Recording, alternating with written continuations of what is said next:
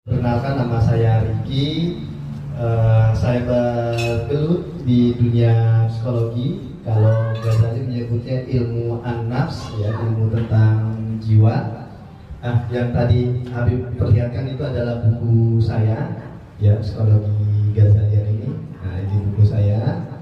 Nah, ini merupakan sari-sari dari pemikiran Imam Ghazali, ya, dari berbagai kitab, ada Iyamuddin, Minhajul Abidin, banyaklah gitu ya.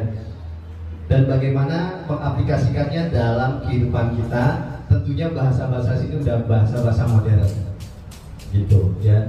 Jadi dari sudut pandang psikologi.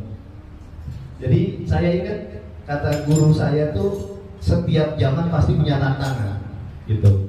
Dan tantangan saya, ya, sama tantangan engkong saya itu beda gitu. Sama tantangan buyut saya juga itu beda. Dan tantangan saya sama anak saya itu juga beda. Makanya kata Rasul itu mengatakan, didiklah anak sesuai zamannya. Ini zamannya udah lain gitu ya. Nah, tapi kata guru saya, ada satu ilmu yang di setiap zaman pasti ada, harus ada dan gak pernah hilang sampai kiamat, yaitu ilmu seni mengelola jiwa.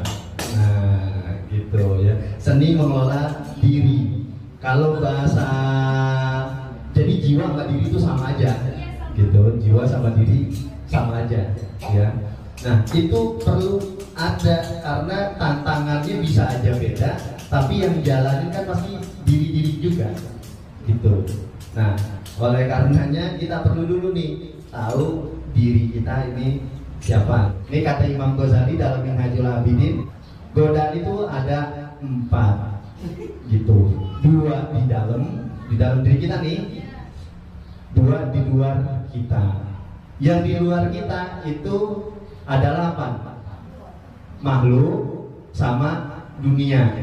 Dunia itu kalau bahasa keren ya, sekarang bahasa keren itu ya materi. Coba kita tuh cuma 2 tuh di luar. Tetapi kenapa bisa berbeda? Karena di dalam diri kita itu ada 2 lagi godaan di dalam kita. Yang pertama itu namanya setan, ya.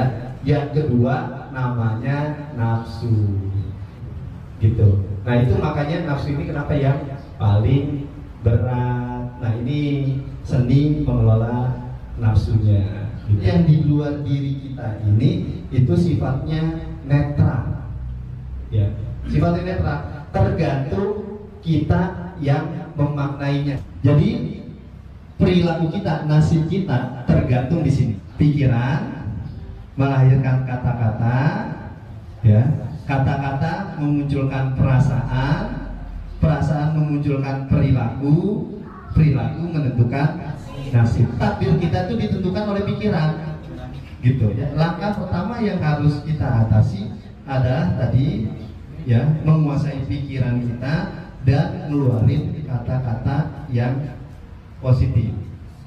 Banyak orang-orang yang menderita, padahal penderitaan itu enggak pernah hadir di hidupnya, tetapi dia yang mendatangkan, gitu ya.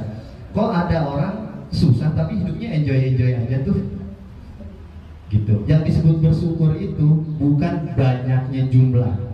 Syukur itu kata Imam Ghazali, ya, kemampuan menghadirkan nikmat Allah di situ, ya. Barang siapa bersyukur, Allah tambahin. Itu udah rumus, gitu ya, udah rumus. Nah itulah kemampuan kita yang harus kita miliki, mampu menghadirkan nikmat Allah dalam setiap sesuatu. Nah, apa yang menghalangi diri kita? Pikiran kita, gitu.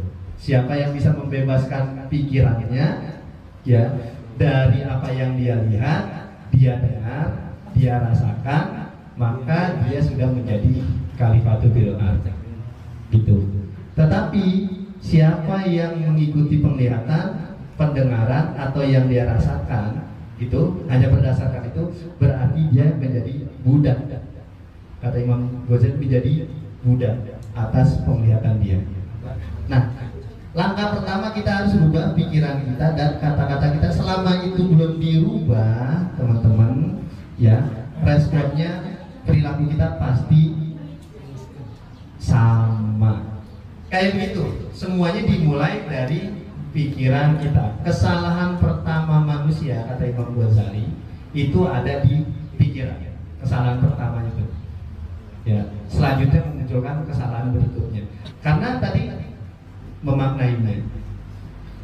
Jadi mulai sekarang, yuk kita kuasai pikiran kita, ya, kita kuasai kata-kata yang muncul di pikiran kita. Disebut khatir itu. Nanti kan khatir ada yang bersumber dari nafsu tuh. Kalau di Minhajul Abidin, yang bersumber dari nafsu apa namanya?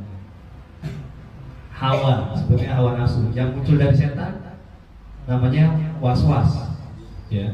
Yang muncul dari malaikat namanya apa? Ilham, gitu. Nah ini perlu bisa bedain nih.